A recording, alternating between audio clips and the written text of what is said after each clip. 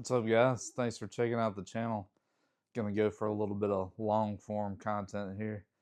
So, if you've been checking out the shorts and you're wondering why I was saying you might want to have more than one bank account, primary reason for that is, at least for me anyway, when I just had one checking account, for some reason, it just seemed like money was disappearing into thin air.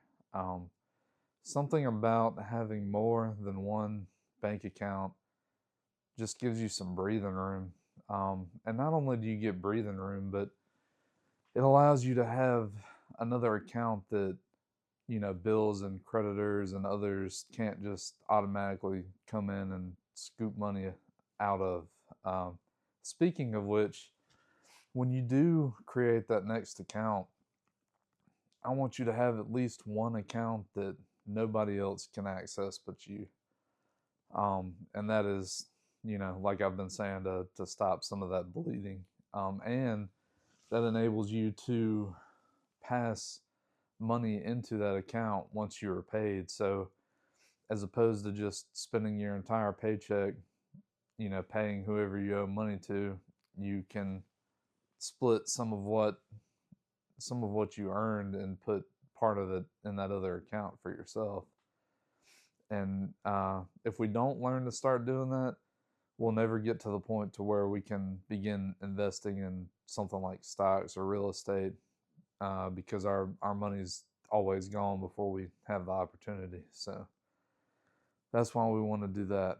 Um, as far as next steps after creating that other checking account, another thing that you ought to look into doing is creating an account with one of the major brokerage firms. That could be Charles Schwab, that could be Robinhood. I'm sure there's plenty of others. E-Trade, I'm sure they're still around. But figure out which one of those platforms that you like, or whichever one that you feel like you're most comfortable with, and start trying to set aside some of that money, not only in that separate bank account, but start putting some of that money into one of those brokerage accounts as well.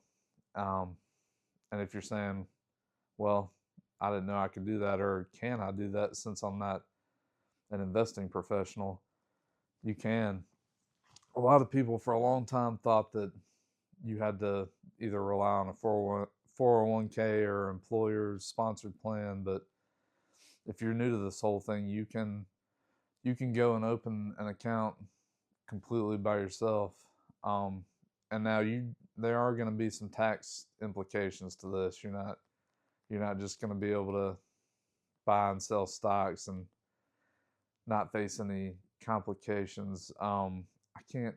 I want to say it's the 1091 maybe, but there's a form that you'll get.